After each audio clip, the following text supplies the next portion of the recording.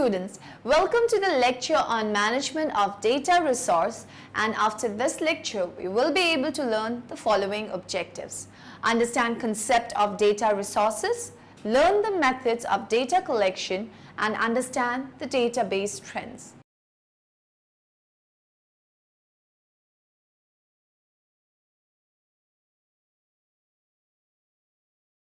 First of all, let me explain what management of resources of data is. The word data is defined in Webster's 11th Collegiate Dictionary as factual information, as measurements or statistics used as a basis for reasoning, discussion or calculation. Data is stored and managed according to a principal structure that administrators can view and configure. The data is stored in database tables and records. Various tools exist to manage this data. Data import and export simplifies managing large sets of data. Field normalization makes records more readable and prevents duplication of data. Scripting support allows for advanced customization and automation of data management. About 360's enterprise software. It's PDM-like software with the capability of EPDM inside 360. So it's data management and resource management as well. So in that software, what's cool is we can search anything. We can search using Google, for instance, looking up for a customer, supplier, or even technical information. We can also search throughout 360, including EPDM. So if I'm searching part like NREL, I have results with previews and information regarding that part. Also, I have a list for my result. So if I double click on that file, it will give me the file inside EPDM. I can right click on it and go into preview mode. And the preview mode is different from what we get with EPDM, but it's a cool tool to use as well. So we can add some measurement like this one right here.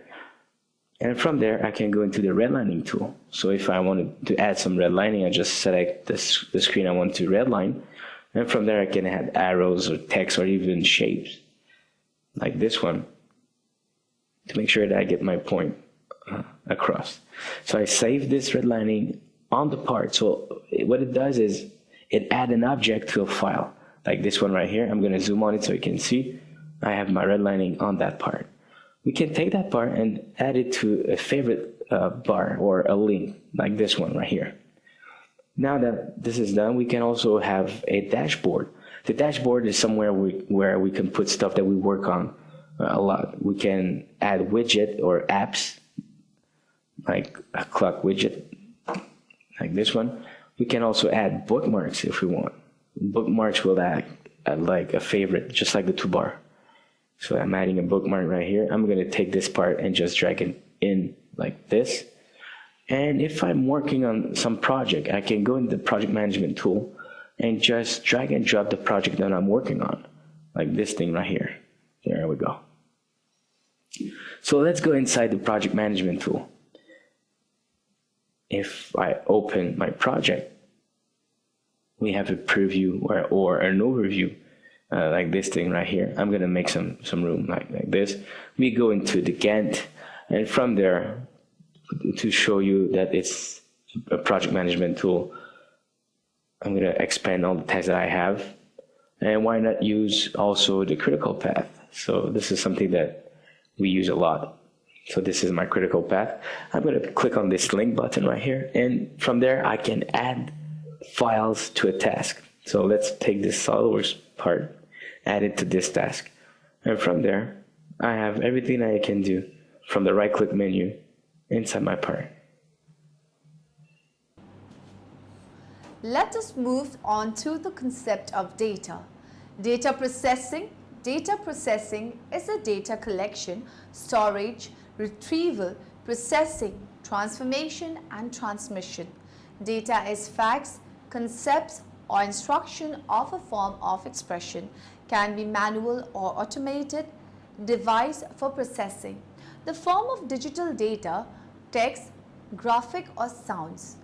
Data are explained and after giving a certain sense, they become information. A database management system provides the ability for many different users to share data and process resources. Users, however, may wish to see data differently from how they are stored, and they do not want to know all the technical details of physical storage. After all, a business user is primarily interested in using the information, not in how it is stored. The logical view or user view of a database program represent data in a format that is meaningful to a user and to the software programs that process those data. That is, the logical view tells the user in user terms what is in the database. Strength of DBMS is that while there is only one physical view of the data, there can be an endless number of different logical views. This feature allows the user to see database information in a more business-related way rather than from a technical processing viewpoint. Thus, the logical view refers to the way user views data, and the physical view to the way the data are physically stored and processed. As data volumes continue to grow exponentially, advanced storage management solutions have become increasingly important. Not only is capacity management necessity, but so too is flexible data access. While network attached storage (NAS) and storage area network (SANS) are clear options for expanding LAN-based storage architectures, IT managers and integrators should be aware that the traditional storage management approach of linking data to physical resources may not effectively support and protect these new storage infrastructures. Many LAN-based storage management products can adequately protect devices, albeit a limited number in a single architecture, LAN, NAS or SAN, but few enterprises rely on a single architecture for all their storage requirements. Far more typical do environments that encompasses multiple storage architectures comprise multiple devices. In these environments, traditional storage management software faces a challenge with a separate physical view of each architecture and each device within that architecture. Centralized, unified management over the entire storage environment is difficult, if not impossible. While this may be an unacceptable limitation for smaller enterprises, it is not likely to be so for larger ones. The added costs and resources required to manage multiple storage environments do not make economic sense in such complex environments where data access optimization is critical. Equally important, this data movement is the key enabling technology for serverless backup, but without the ability to assemble data affected by block level movement into a logical presentation, it is difficult.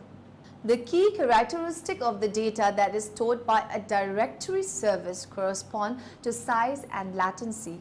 Active Directory should store objects that are not so large that they hamper replication and not so unstable that they change before an update replicates to all replicas in the forest. Therefore, large unstructured data sets and data values that change frequently are not appropriate for storage in Active Directory.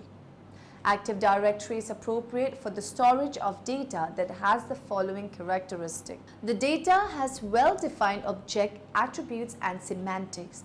The data has a useful life that is at least 2 times the maximum replication latency for the forest. The data has a useful life that is at least 2 times the maximum replication latency for the forest, to include replication of data that is marked to replicate to the global catalog. In general, if data can become outdated before the completion of a replication cycle or shortly thereafter, it should not be stored in Active Directory. Clients should be able to tolerate the inability to update data for at least as long as it takes for the data to be replicated throughout the domain.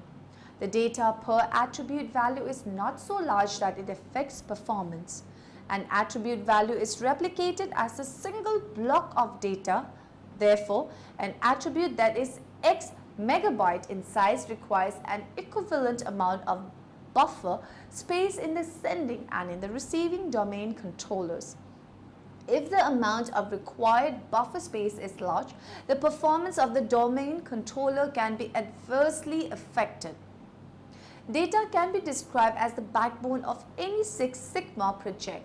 This is because the whole idea of Six Sigma and operation is to use statistic to manage operation in the factory workshop.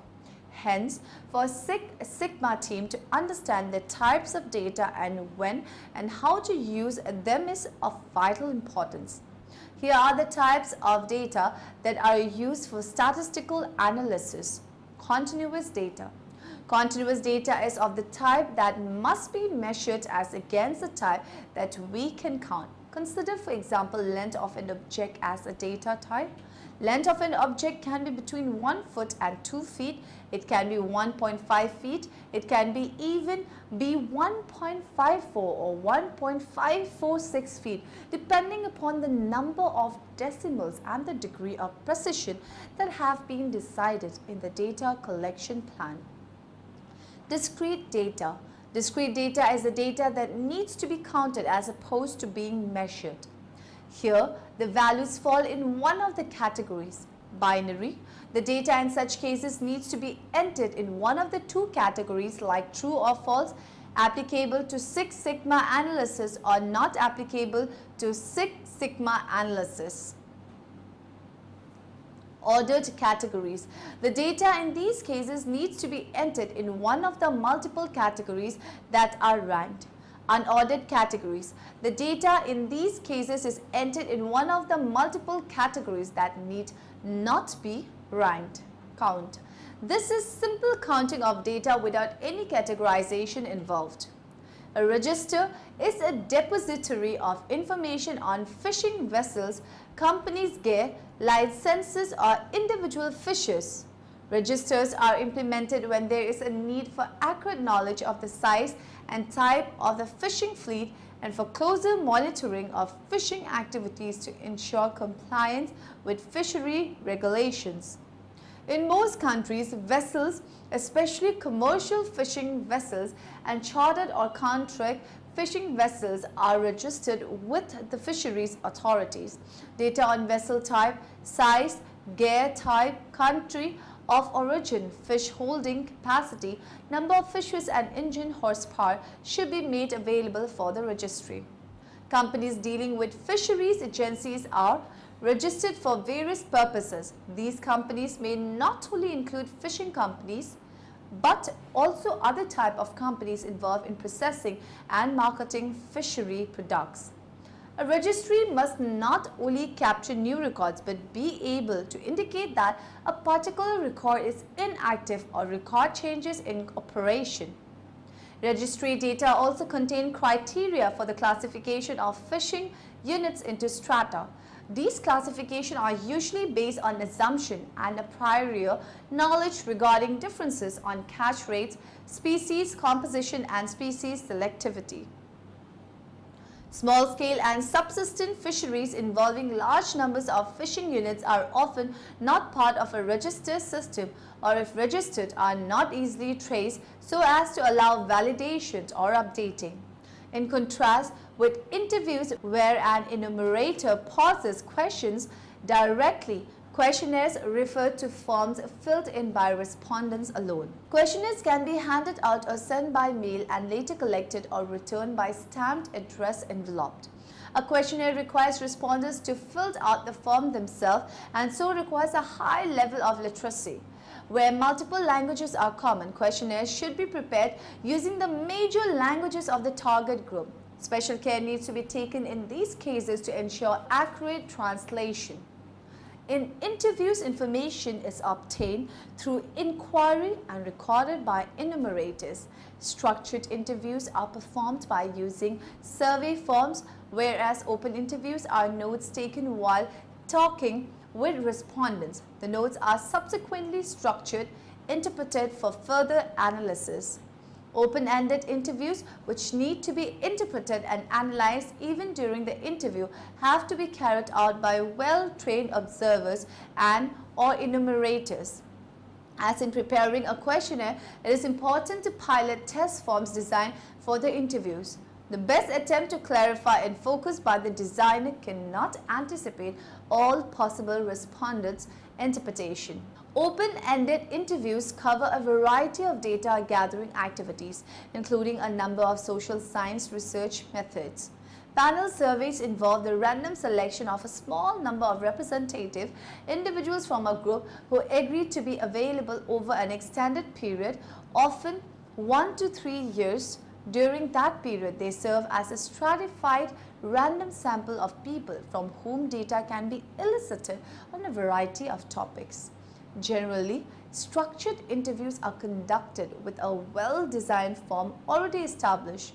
Forms are filled in by researchers instead of respondents, and in that it differs from questionnaires. While this approach is more expensive, more complicated questions can be asked and data can be validated as it is collected, improving data quality. Interviews can be undertaken with a variety of data sources, fishes to consumers, and through alternative media such as by telephone or in person. Structured interviews form the basic for much of the data collection in small-scale fisheries. Observers can make direct measurements on the fishing vessels at landing sites, processing plants, or in markets. The variables that enumerates can collect include catch, landing and discard, effort vessels, gears, operations, environmental variables, example sea state, temperature, biological variables, example length, weight and age, the values and quantities of landings and sales.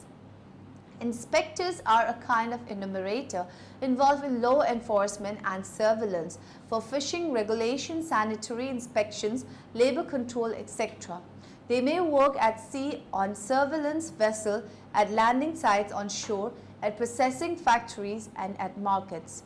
Nevertheless, many variables collected by the inspectors are very useful and include landings, operational information, effort, landing price, processing procedure, and values of product to the market and processor.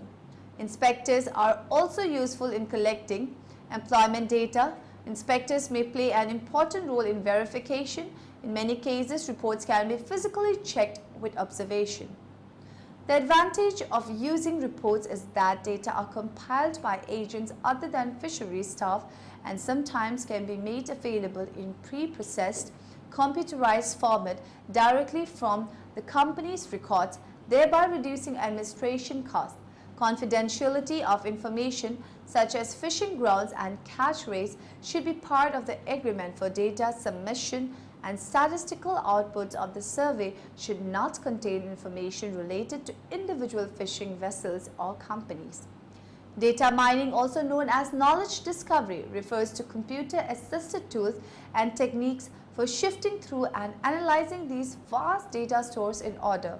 The monumental task of finding hidden gold depends heavily upon the power of computers. Marketers can effectively target the wants and needs of specific consumer groups by analyzing data about customer preferences and buying patterns. Hospitals use data mining to identify groups of people whose health care costs are likely to increase in the near future so that preventative steps can be taken. A data warehouse is a relational database that is designed for query and analysis rather than for transaction processing. It usually contains historical data derived from transaction data, but it can include data from other sources. It separates analysis workload from transaction workload and enables an organization to consolidate data from several sources. Database designing is arguably the most important part of a project. Unfortunately, it cannot be taught. The only way to learn how to design is by design databases. There are some other concepts that you need to keep in mind when designing the databases. The hierarchical data model is a way of organizing a database with multiple one-to-many relationships. The structure is based on the rule that one parent can have many children, but children are allowed only one parent. This database structure was one of the first used because it lends itself very well to linear type storage mediums, such as the data tapes that were used when databases were first created. It was originally created by IBM and was implemented mainly in their information management system, the precursor to the DBMS. The model allows easy addition and deletion of new information. Data at the top of the hierarchy is very fast to access. It was very easy to work with the model because it worked well with linear type data storage such as tapes. It relates well to anything that works through a one-to-many relationship. For example, there is a president with many managers below them, and those managers have many employees below them, but each employee has only one manager. This model has many issues that hold it back now that we require more sophisticated relationship. It requires data to be repetitively stored in many different entities. The database can be very slow when searching for information on the lower entities. We no longer use linear data storage mediums such as tapes, so the advantage is null. Searching for data requires the DBMS to run through the entire model from top to bottom until the required information is found, making queries very slow. Can only model one-to-many relationship, many-to-many relationship are not supported. The popularity of the network data model coincided with the popularity of the hierarchical data model. Some data were more naturally modeled with more than one parent per child, so the network model permitted the modeling of many-to-many relationship in data. The basic data modeling construct in the network model is the set construct. A set consists of an owner record type, a set name, and a member record type. Member record type can have that role in more than one set, hence the multi-parent concept is supported. An owner record type can also be a member or owner in another set. The data model is a simple network, and link and intersection record types called junction records by IDMS may exist as well as sets between them. RDBMS, Relational Database Management System, a database based on the relational model developed by E.F. Card. A relational database allows the definition of data structures, storage and retrieval operation and integrity constraint. In such a database, the data and relationship between them are organized in tables. A table is a collection of records, and each record in the table contains the same fields. The relational database model is based on the relational algebra. Properties of relation table. Values are atomic, each row is unique, column values are of the same kind, sequence of columns is insignificant, the sequence of rows is insignificant, and each column has a unique name. Object or Relational Database Management System (ORDBMS) add new object storage capabilities to the relational system at the core of modern information system. These new facilities integrate management of traditional fielded data, complex objects such as time series and geospatial data, and diverse binary media such as audio, video, images, and applets. Database designers can work with familiar tabular structures and data definition languages (DDLs) while assimilating new object management possibilities. Query and procedural languages and call interfaces in ORDBMS are familiar. SQL3, vendor procedural languages, and ODBC, JDBC, and proprietary call interfaces are all extensions of RDBMS languages and interfaces. Objects DBMS add database functionality to object programming languages. They bring much more than persistent storage of programming language objects. Object DBMS extend the semantics of the C++, Smalltalk, and Java object programming languages to provide full-featured database programming capability while retaining native language compatibility. A major benefit of this approach is the unification of the application and database development into a seamless data model and language environment. As a result, applications require less code, use more natural data modeling, and code bases are easier to maintain. A collection of programs that enables you to store, modify and extract information from a database. The terms relational, network flat and hierarchical all refer to the way a DBMS organizes information internally.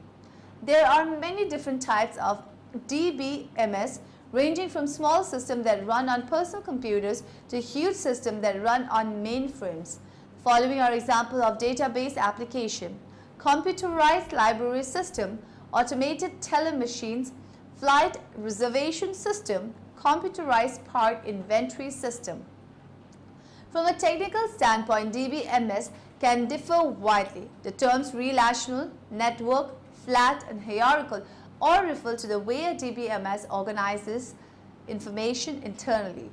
The first step in the public procurement process is to identify requirements. All procurement requirements begin with the perception of a need. The need to cross a body of water could create a requirement to build a bridge, a ferry, or other transportation system. At the end of the requirement definition stage, a clear determination of the terms of reference, technical specification or statement of work depending on the procurement category should be possible, including an estimate of the budget and, most importantly, the procurement lead time. This requirement definition analysis is essential not only for new procurement requirements and project initiations and concept development, but also for requirements needed for maintaining existing operation. Now, in the end, let us summarize what we have learned in this lecture. Data processing is the data collection, storage, retrieval, processing, transformation and transmission. A database management system provides the ability for many different users to share data and process resources. Logically viewing data provides a range of potential benefits to leverage existing and evolving storage architectures. A register is a depository of information on fishing vessels, companies, gear license, or individual fishes. Objective: Relational Database Management System (ORDBMS) adds new object storage capabilities to the relational system at the core of modern information systems.